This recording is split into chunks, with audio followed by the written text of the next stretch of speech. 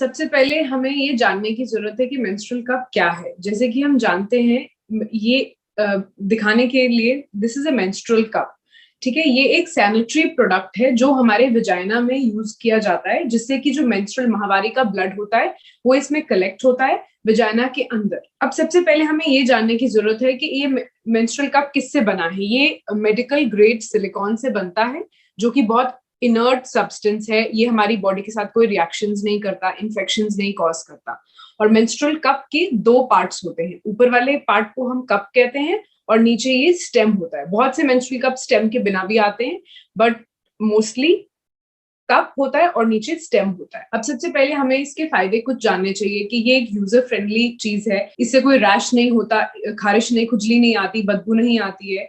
ये environmental friendly है। Environmental friendly से मेरा मतलब ये है कि जैसे कि हर महिला की लाइफ टाइम में 400 से 500 बार पीरियड्स होते हैं और एवरेज लगाया जाए 5 से 7,000 पैड एक महिला अपनी लाइफ टाइम में यूज करती है। और एक पैड में इतना प्लास्टिक होता है कि उसको 500 से 600 साल डिकम्पोज होने में लगते हैं।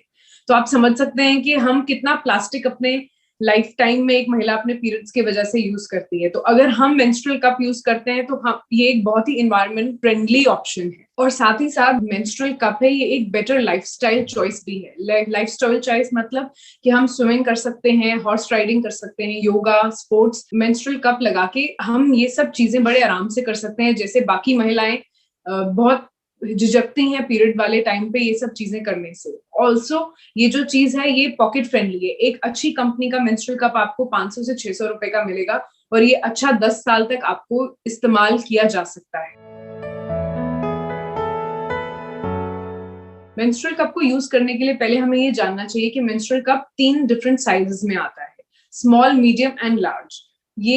ये जो है ये स्मॉल साइज है, ये जो है ये मीडियम साइज है। इसके आपको डायमीटर्स में फर्क नजर आएगा।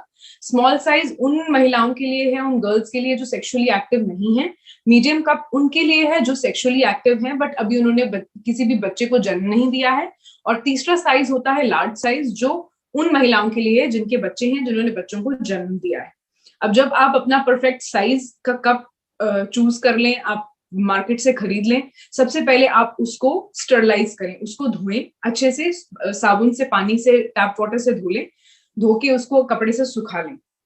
उसके बाद आपको ये कप इंसर्ट करने की तरीके आने चाहिए। पहले तो ये समझना है कि ये हमारे शरीर में कहाँ जाके इंसर्ट होता है। महिला के शरीर में ये विजाइना में इंसर्ट होता है। विजाइना जो हमारी बॉडी में एक पोटेंशियल स्पेस है, माने कि अगर हम रेस्ट में हैं तो विजाइना की जो वॉल्स हैं, एंटीरियर और पोस्टीरियर वॉल्स, वो दोनों आपस में मिली हुई है। लेकिन इस विजाइना में इतनी इलास्टिसिटी है कि अगर हम इस कप को अंदर इंट्रोड्यूस करेंगे तो ये बहुत आराम से कप को अपने अंदर अकोमोडेट कर लेगा इस तरीके से।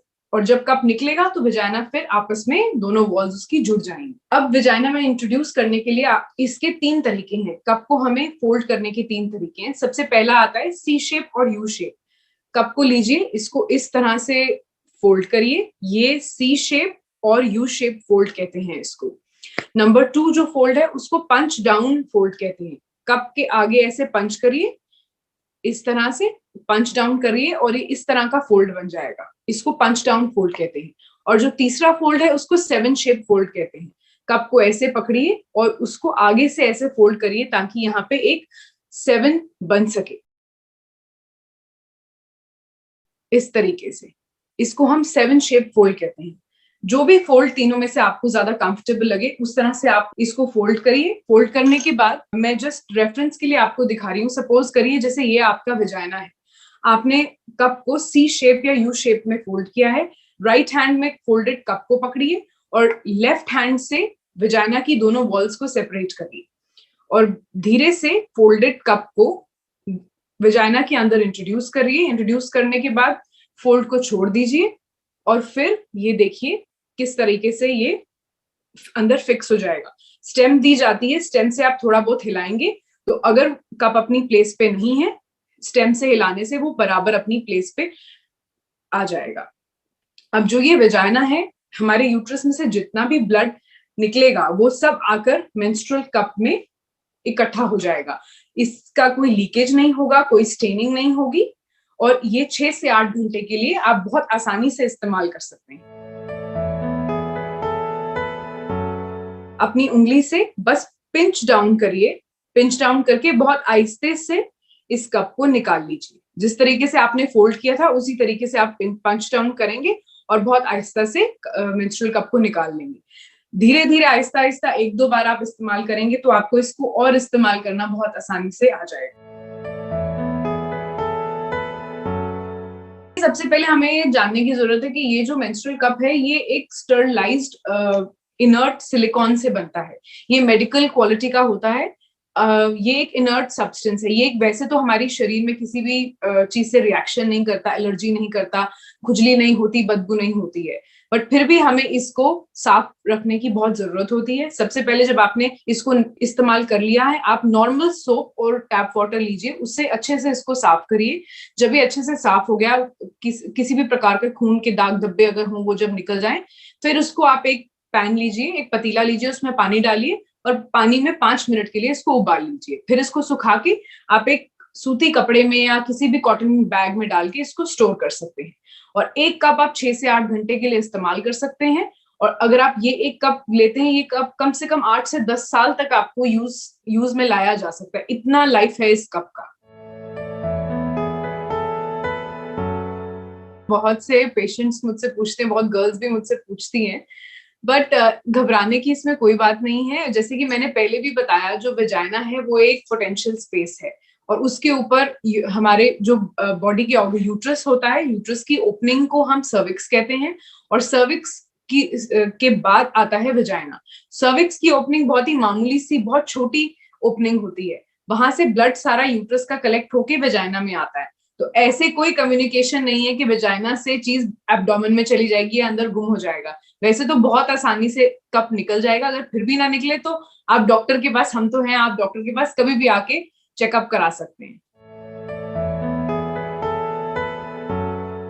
अगर आपने सही साइज का कप अपने लिए चूज किया है तो लीकेज होने के जो चांसेस है वो बिल्कुल ही 0 हो सकते हैं, क्योंकि जो कप है वो सक्शन, जो मैकेनिज्म इसका एक्शन करने का देखिए, ये हमारा वेजाइना है और ये कप है। कप अंदर इसलिए अटका हुआ है क्योंकि इसमें सक्शन प्रेशर मेंटेन हुआ है। ये सक्शन तभी रिलीज होगा जब आप इसको पिंच करेंगे, सक्शन को रिलीज करेंगे, कप तभी निकलेगा। अदरवाइज अगर कप अंदर स्टक है, अंदर फिक्स हुआ है, तो वो कहीं से भी किसी भी एंगल से लीक नहीं करेगा। ऊपर से जो भी ब्लड कलेक्ट होगा वो सीधा कप के अंदर होगा, वो कहीं भी इधर या उधर गिरेगा नहीं। अगर आपने छोटे साइज का कप इस्तेमाल किया है तो लीकेज होने के चांसेस हो सकते हैं। तो इसीलिए इसके लिए सबसे ज्यादा इंपॉर्टेंट है कि आप सही साइज का कप इस्तेमाल करें और दूसरा सही तरीके से कप को इंसर्ट करें।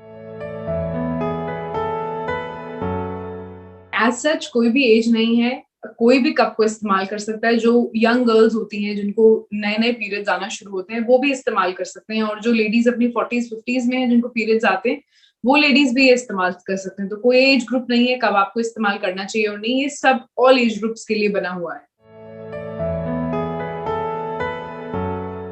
ये हमारे वेजाइना में जाके इंसर्ट होता है, वहां पे होता है ये।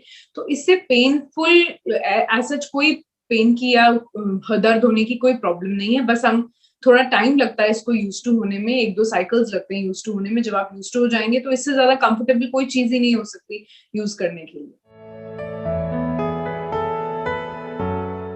जैसे कि लोग जब गर्ल्स टैम्पून्स यूज करती थी तो ये बहुत ज्यादा प्रॉब्लम उनको आती थी कि जब वो पेशाब करती हैं तो उनको लगता है कि जो टैम्पून है वो भी निकल रहा है और लीकेज भी हो रहा है और पेशाब पेशाब के साथ साथ। बट हमको ये समझना चाहिए कि टैम्पून और मेंस्ट्रुअल कप में बहुत फर्क है। टैम्पून जो है वो सक्शन प्रेशर पे काम नहीं कर रहा है, जबकि जो कप है वो सक्शन प्रेशर पे काम कर रहा है। वो सक्शन क्रिएट करके वजाना के अंदर एकदम स्टक होता है, बहुत मजबूती से अंदर स्टक होता है। अगर हम स्टेम को ऐसे खींचने की कोशिश भी करेंगे तब भी कप नहीं निकलेगा। अगर आप सक्शन रिलीज करोगे कप सिर्फ तब निकलेगा। तो अगर आप पेशाब भी करते हैं या अगर आप कोई भागते दौड़ते भी हैं तब भी कप कभी भी निकलेगा नहीं, क्योंकि ये सक्शन के प्रेशर से अंदर एकदम चिपका या स्टक है। तो इसलिए घबराने की कोई जरूरत नहीं है। पेशाब करते हुए कप आपका बिल्कुल डिसलॉज नहीं होगा, जहां पे है अच्छे से वहीं पे अटका रहेगा। इनफैक्ट जब आप इसको रेगुलरली इस्तेमाल करेंगे, आप देखोगे कि इसको पहनकर आपको कोई अनकंफर्टेबलनेस नहीं है, आप सोते वक्त भी पहन सकते हो। बट हाँ, ये चीज ध्यान रखना है कि हमारे माहवारी के पहले 1-2 दिन जब ब्लड फ्लो ज्यादा होती है, तब आपको रात में उठ के कप को चेंज करने की जरूरत पड़ सकती है। अदरवाइज सोते हुए कोई परेशानी नहीं है कप को पहनने में।